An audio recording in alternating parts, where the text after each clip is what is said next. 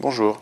Dans le cadre des trucs et astuces de l'orthographe, aujourd'hui nous allons voir comment accorder correctement, c'est-à-dire en nombre, le ou les mots qui suivent la préposition sans SANS. Donc, une très rapide partie théorique, comme je vous l'ai dit en introduction, sans SANS c'est une préposition. Une préposition, c'est par exemple des petits mots dans la phrase qui correspondent à, de, en, par, pour, avec, chez, contre, vers par exemple.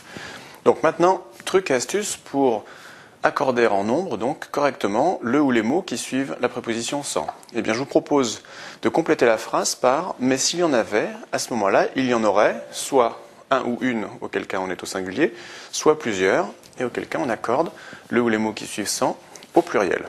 Donc maintenant, mettons cela en application à l'occasion des 10 exemples suivants. Exemple 1. Depuis 2 jours, nous sommes sans nouvelles. Donc on va compléter la phrase. Depuis 2 jours, nous sommes sans nouvelles, mais si nous en avions eu, nous en aurions eu plusieurs. Donc, nouvelles, on met un S. Exemple 2. Il m'a donné le produit sans emballage. Mais s'il m'avait donné le produit avec un emballage, vous voyez, là je l'ai dit tout de suite, avec un emballage, nous en aurions eu un. Donc, emballage, on va le laisser au singulier. Donc, j'insiste sur un point, c'est que ces trucs et astuces peuvent éventuellement ouvrir la discussion, dans la mesure où certaines personnes considéreront que dans pareil cas, il faudra mettre un S à emballage parce qu'on considérera naturellement qu'il y a plusieurs emballages. Donc chacun peut avoir sa propre version des faits. Pour ma part, je vous propose ici, pour l'exemple 2, de ne pas mettre de S parce qu'on peut considérer que un produit a un emballage. Donc, je vais effacer ici pour marquer le fait qu'on le laisse au singulier. Exemple 3. Ce problème est resté sans solution.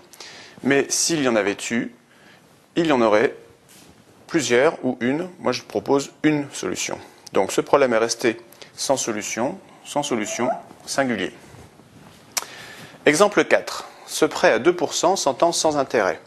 Mais s'il y en avait, il y aurait des intérêts. Donc, S, pluriel. Exemple 5. Nous nous en sommes sortis sans aide. Mais si nous en avions eu, mais s'il y en avait eu, nous aurions eu de l'aide ou une aide. Donc, singulier. J'efface pour montrer que c'est au singulier. Exemple 6. Aujourd'hui, nous produisons sans énergie extérieure. Mais s'il y en avait, il y aurait une énergie extérieure. Donc, encore une fois, ici, je propose d'accorder en nombre avec un singulier.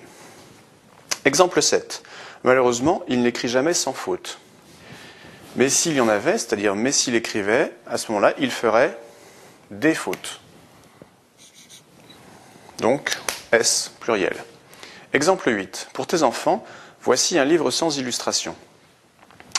Sous-entendu, mais pour des enfants plus jeunes, voici un livre avec des illustrations. Donc, pluriel. S.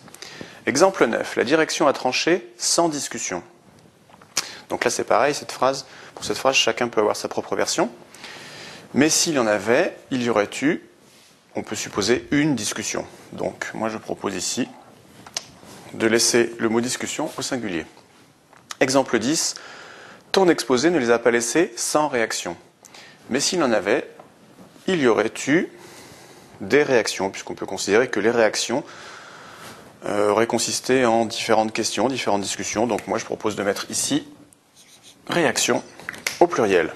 Donc j'insiste encore une fois sur ce point, à savoir que cette règle n'est pas vraiment suffisamment clairement définie en grammaire, donc elle peut parfois être laissée à l'appréciation de chacun.